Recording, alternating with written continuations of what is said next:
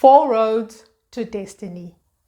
On your journey to your destiny, you are going to come across four roads. It is important for you to know these roads because at each one of these roads, you will have to make a choice. You will have to make a decision, and it is very important for you to choose wisely. The first one that you're going to come across is the off-ramp. The off-ramp is the road that comes across while you've been journeying, you've been en route, and then suddenly the road branches off into your destiny. If you do not take the right off-ramp, you might find yourself in a situation where you were once on track on the right road, it has become the wrong road for you. You were supposed to have taken the off-ramp. What do you do if you find yourself with an off-ramp that you do not take? You have a number of choices. There's always a way to connect back to it. You might have to go a little bit further until that opportunity presents itself again. Or you might have to make a U-turn in order to reconnect. The second road that you come across on your journey is the detour. A detour is a temporary route to help you to stay on track.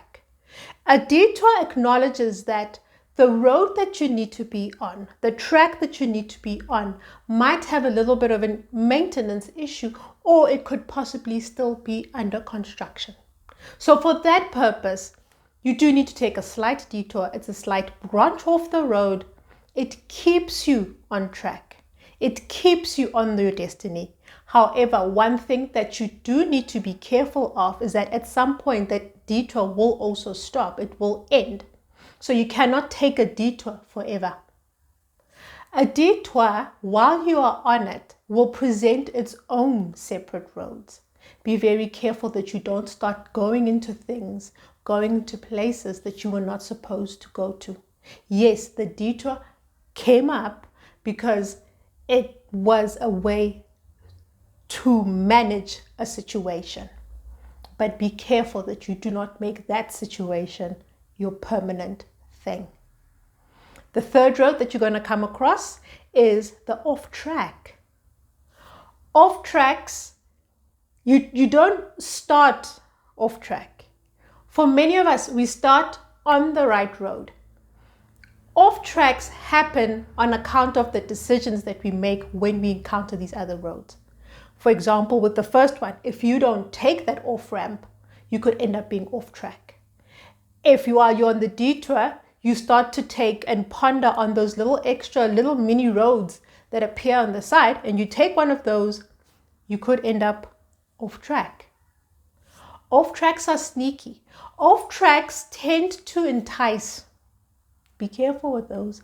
They tend to entice. They tend to draw you. They tend to tempt you.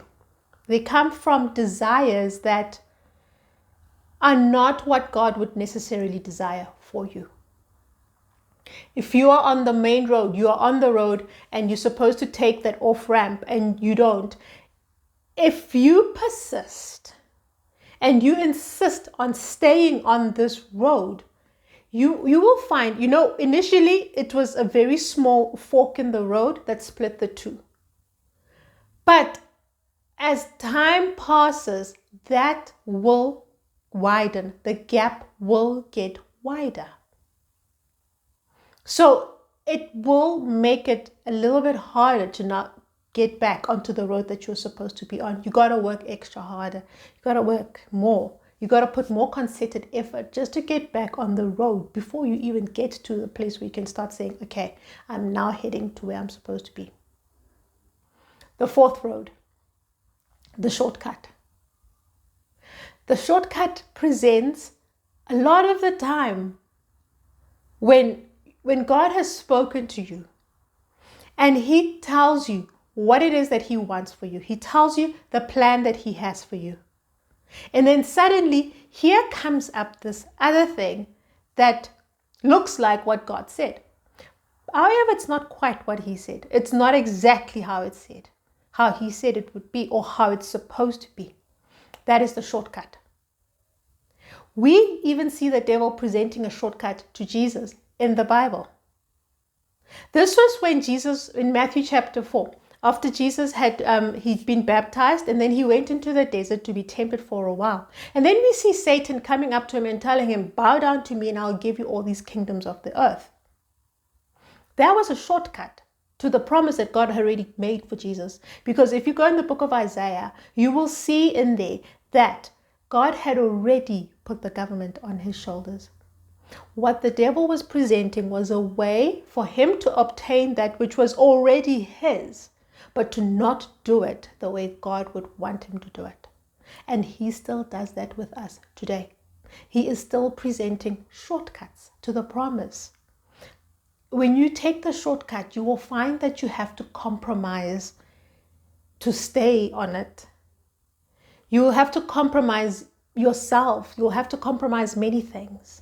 So be very careful with the shortcut. The shortcut will take you off track if you're not careful with it. On these journeys, on all these roads, remember also the other road that we encountered, and that is the pit stop. This is not a road, it's a resting place. This is a place where you come in and you refuel. We are vessels, and as vessels, we do need to fill up, we do need to rest.